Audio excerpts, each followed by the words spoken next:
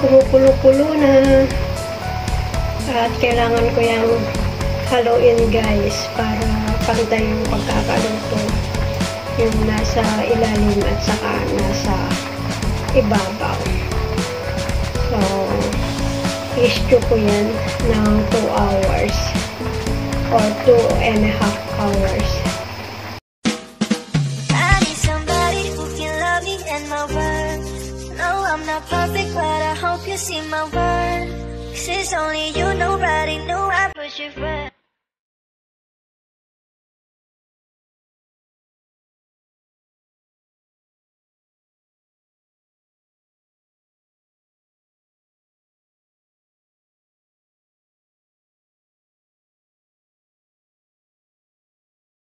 So, ngayon guys, ay magluluto ako ng adobong paa ng baboy. So, ayan. Ilagyan ko na ng mantika. So, ito pala yung na-blanch na paa ng baboy.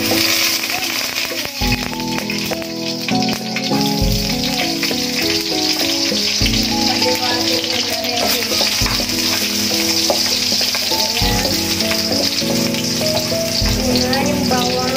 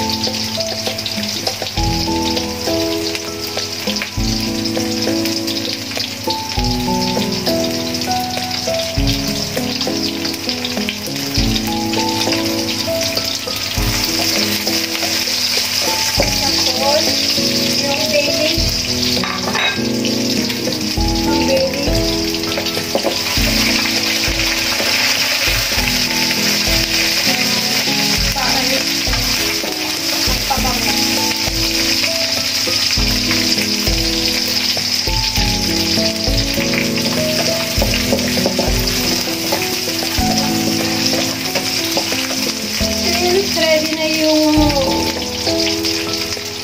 paa ng baboy. Na-blanch ko na kanina guys. I-shorten the video. I-ready ko na muna. Ito ay parang adobo guys.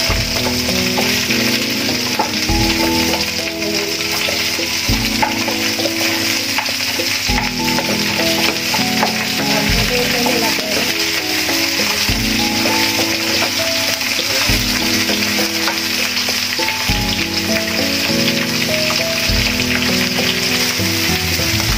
So, habang ginigisa natin, lagyan natin ng salsa.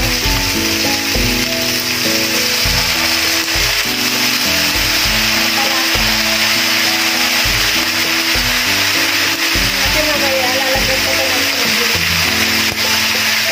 para sa ganun ay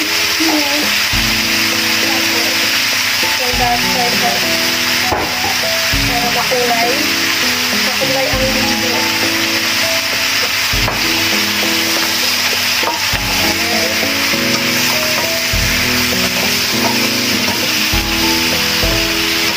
Ito within 2.5 hours para malambot kayo.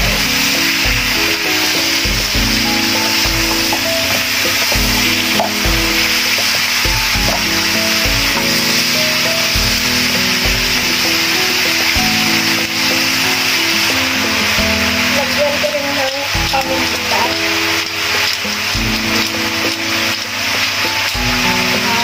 Lalagyan ko na siya ng tubig.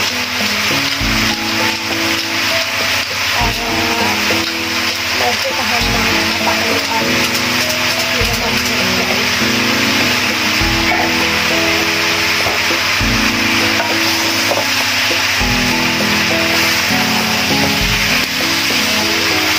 oh, may lumipad.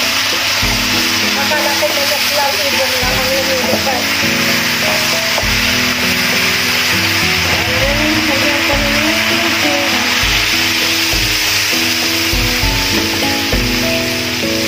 butter na yung ginamit ko guys para madaling ito.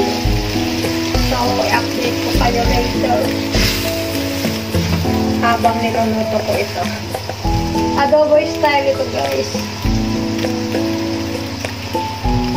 So, ayan, kumukulo-kulo na.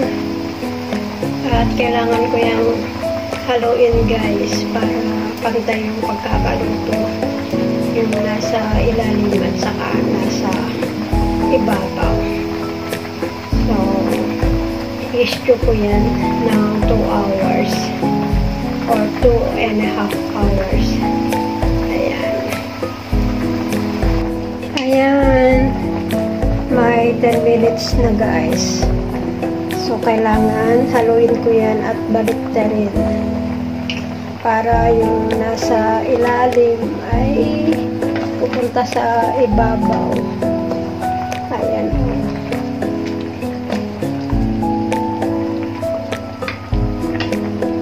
Ayan.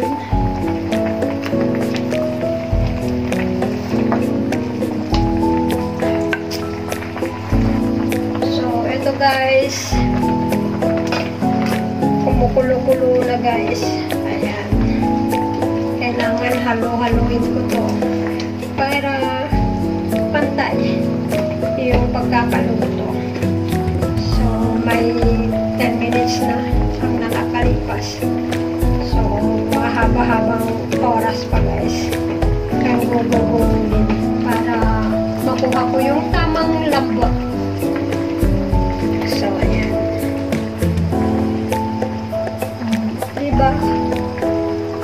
Ang bango ng amoy. Kahit hindi pa luto. Ayan. Ayan.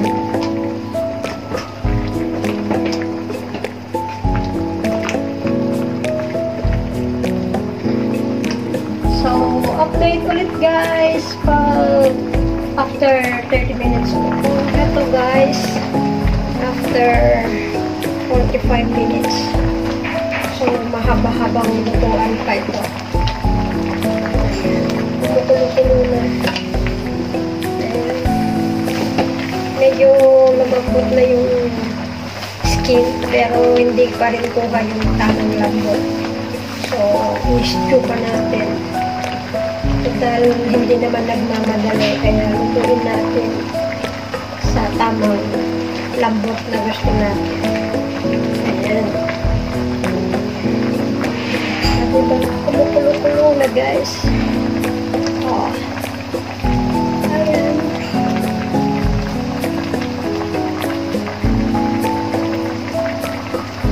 Diba? Bango ng amoy.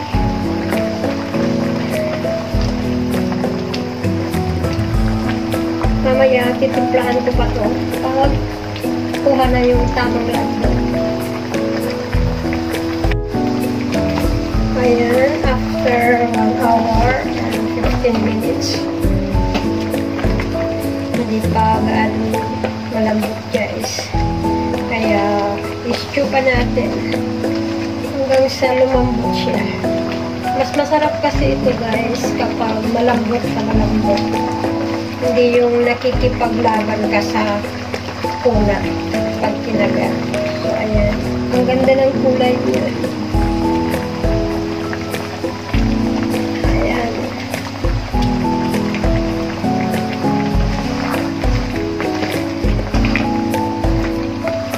Ang bango. Sana makuha ko yung tamang timpla para sa ganun ay makapasa sa panlasa. Stew pa natin. May 1 oras pa guys.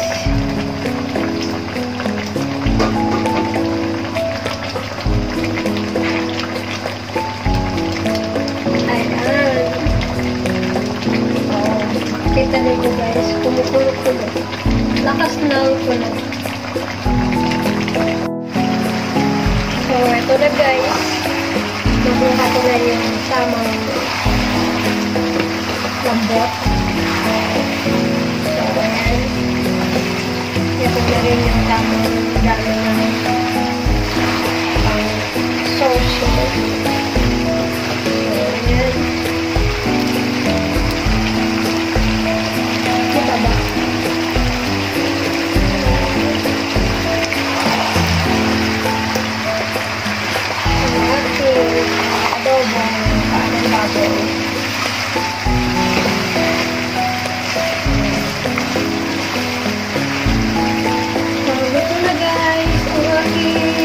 recipe.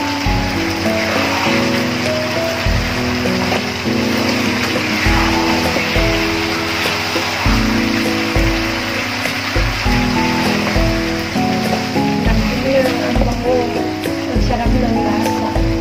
Tinikman ko na guys. So, ayan. O, ayan. Luto na ang aking adobo paanang baboy. So, ayan. Ang dinner namin mamaya. O, diba?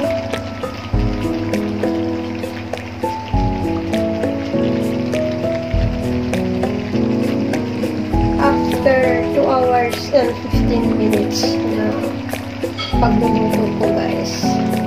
Ayan. So, mamaya ito ang dinner namin. Ang simple adobo paanang baboy. Ayan. Umusok-usok pa guys. Ayan ang lambot. Lambot ng itsura niya.